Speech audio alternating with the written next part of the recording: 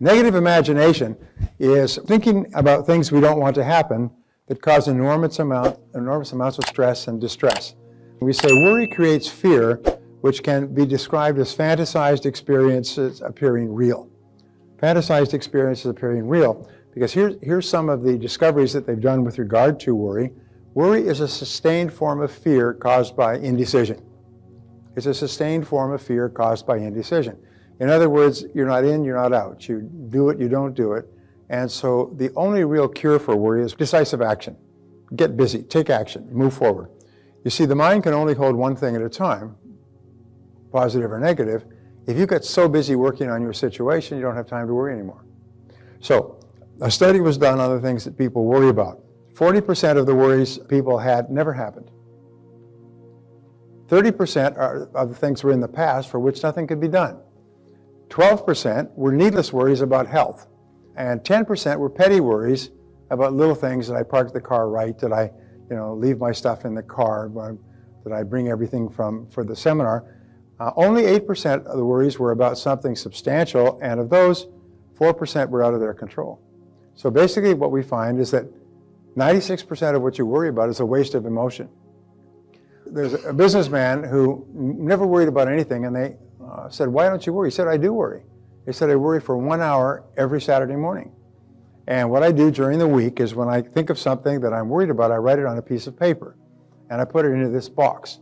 And then I don't think about it till Saturday morning. At 9 o'clock on Saturday morning, I go and get out the box, and I just go through all the things I was supposed to worry about during the week. And surprise, surprise, by Saturday morning, 80–90% of them have disappeared. So he says, "I'm going to worry, just not now. I'm just going to worry. I'm going to have a worry time on Saturday morning." And as a result, he never ends up worrying. And you should do the same thing. Just take a little box or an envelope. Whenever you think of something you're worried about, write it on the envelope and say, "I'll have worry time on that later." But you'll notice if you get really busy, you forget to worry. You can be busy all day long and you forget to worry all day long. You think, "Oh my God, it's 5 o'clock. I haven't worried about that all day." So to eliminate worry, live one day at a time. That's one of the great rules. Live one day at a time. Get the facts. Before you start worrying, there's a rule that says, "Just for today, I will remain calm. Just for today, I will not think about the things that make me upset. Just for today." And anybody can live one day at a time.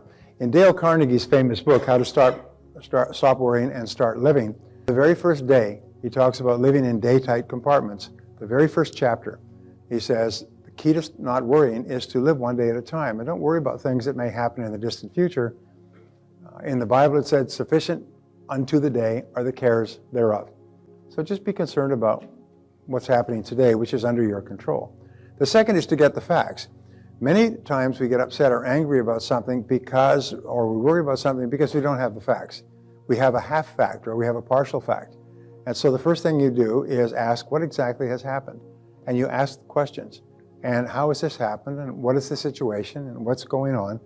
And you find it is impossible to worry while you're asking questions and trying to get more information. So you focus on asking questions. And you ask several people, what has happened here? Until you have a very clear idea. And very often you'll find there's nothing to worry about.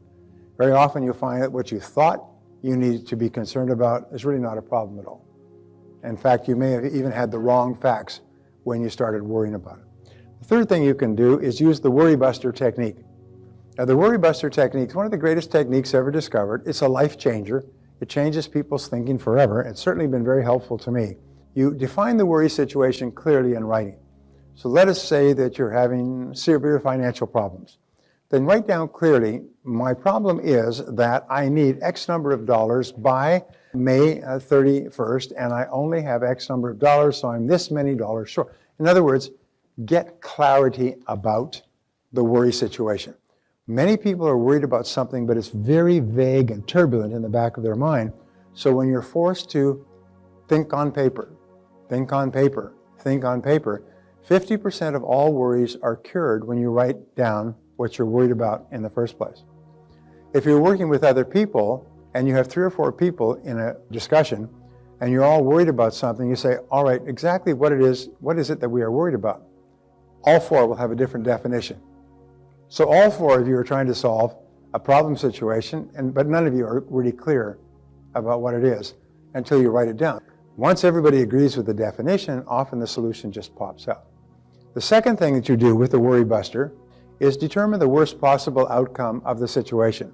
We call this the WPO, worst possible outcome. What is the worst thing that can possibly happen as a result of this worry situation? And whatever it is, you say, well, it's something you can live with. If that's the worst possible thing that can happen, no matter what, well, then what you do is you say, all right, well, if that happens, it happens. And so number 3 is you resolve to accept the worst should it occur. We run out of money by the end of the month, or I could die from an incurable illness, or the house will burn to the ground, or something else. So you say, okay, if it does happen, then I will accept it. And it's interesting, resistance to a negative situation is the major cause of stress. Once you say, okay, if it happens, it happens. The interesting thing is, it's like deflating a balloon, is once you resolve to accept the worst, all the tension goes away. You don't have any tension, and your mind clears and goes calm. Okay, the business goes broke, it won't kill me. If the house burns down, we get another house. If they lose all our money, we lose all our money. In other words, just accept it. And then, number 4, begin immediately to improve upon the worst. They teach this, by the way, in the universities. They call it the minimax regret analysis. They say minimize the maximum possible regret. And so business people are taught, when they make a decision, is to say, what is the worst thing that can possibly happen here, and how can we minimize the maximum? How can we minimize the very worst thing? So the worry buster is very powerful. Whenever you find yourself worried, say, wait a minute, what am I worried about? What's the worst possible outcome? What's the WPO here? And if you want to help other people, there's a wonderful observation. We say you become what you think about, you also become what you teach. And one of the fastest ways to internalize these ideas so that you think this way is to teach other people. When they have a situation of concern, say exactly what it is that you are worried about. And then what's the worst that could possibly happen? And so if that were to happen, would it kill you? If the answer is no, so now what could you do to improve upon the worst? So begin immediately to improve upon the worst.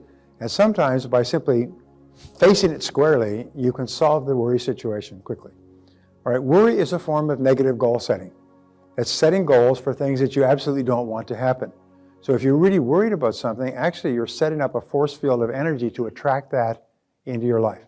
There are some people who seem to always have bad luck. They seem to always have difficulties in their lives. But when you talk to them for 5 minutes, you know why.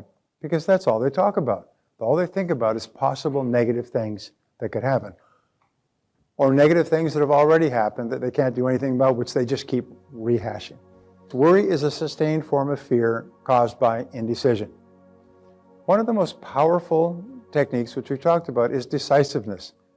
And the only real antidote to worry is purposeful action.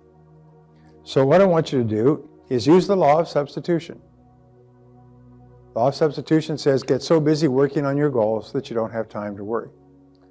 And the interesting thing is that if you get so busy working on a goal, minimizing the worst that can happen, soon you reach the point where you just don't worry anymore. Remember, worry is something you probably learned from a parent. One of your parents taught you to worry because they worried all the time. And they worried about little things and big things and little things and big things. And you grew up with a worldview that worried is what you do when you're an adult. And the other thing is, the higher your self-esteem, the more you like yourself, the less you worry about things. People who worry about things think that if something goes wrong, it's a reflection on them. Something fails or it doesn't work out. And you have to say, no, if things just don't work out, it's not a reflection on you. Just because you fail when you try something, which is much better than trying nothing, doesn't mean that you're a failure. It means that you're a learner. One last point with regard to worry or negativity of any kind. Vince Lombardi once wrote these wonderful words. He said, "Fatigue doth make cowards of us all." And if we get really tired or worn out, especially physically tired or emotionally tired because we're in an emotionally stressful situation, and you get worn out, everything becomes exaggerated. You become more worried about small worries, you become angrier about small irritations, you become more depressed about reversals, you become fatalistic and think about quitting. So sometimes the very best thing you can possibly do is to just shut it all off and get a good night's sleep. Just go to bed early and just get a good night's sleep, and just sleep 8 or 9 or 10 or 12 hours. Everybody's had the experience where they just say, I don't have to get up tomorrow morning. I'm just going to sleep until I can't sleep anymore. You sleep 10 hours. You can hardly believe it. And then all of those things that were bothering you the day before, well, they weren't really that important. So sometimes it's really important to get lots and lots of rest. Jewish religion, there's what is called a Sabbath. And it's been one of my favorite concepts for years. There was a wonderful book written on it by a Jewish scholar about the Sabbath. And a Sabbath is they stop work at 6 o'clock on Friday, and then they take all of Saturday is the Sabbath, and they don't do anything. They don't work, they don't catch up on their books, they don't even do anything intense. They just relax, spend time with the family, maybe even go for a walk, go to a movie, and so on. And it keeps going for 36 hours. It goes till 6 o'clock Sunday morning. And so what that means is you get 2 really good sleeps. And you'll find that if after that 36 hours, the whole world looks different. You're much more relaxed, you're more positive, you see more possibilities, you're more creative, you see things that you can do, you have the energy to take actions, and so on. So sometimes if you get really tired or if you get burned out emotionally because of a stressful situation, the smartest thing you can do is nothing. Just relax, just back off and get lots and lots of sleep. It really helps you.